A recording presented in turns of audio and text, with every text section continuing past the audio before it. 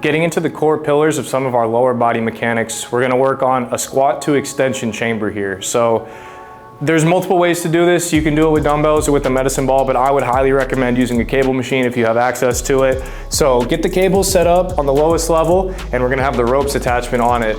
And I'll show the simplest version to begin. So initially, what we can think about doing is we'll start tall in our good standing neutral position. Remember to lock in all those same cues, the glutes, the core, the thoracic spine, making sure that we're not getting lazy here with our pelvic positioning.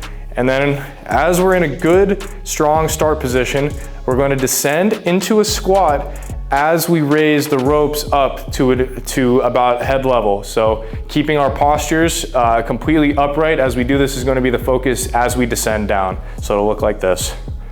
So we'll drive backwards as the ropes come up, challenging ourselves.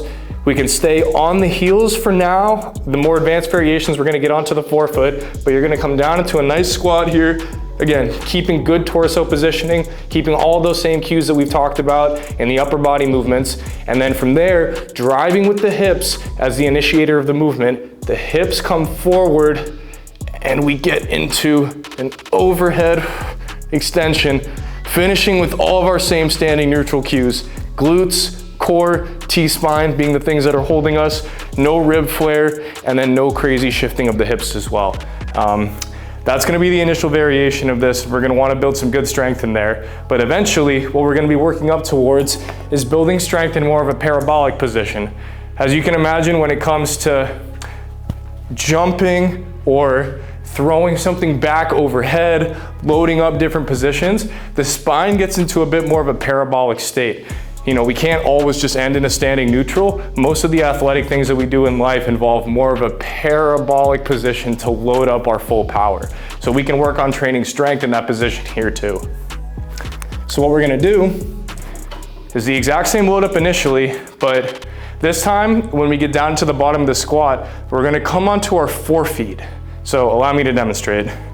Initially, we can even begin by getting into a hinge to make sure we're really loading the hips on this before we get into the squat. So we'll load up, sinking back into the hips. So getting a nice load into the glutes here and into the hamstrings, and then we'll descend into a squat, now coming off of the ground with our heels. So our heels are just a little bit off the ground, keeping the same good upper body positioning. And then now we're gonna drive the weight overhead with the cables, without our upper bodies moving at all. And around here, you're gonna reach a natural sticking point, from which point the hips are gonna drive forward and we begin the parabolic motion.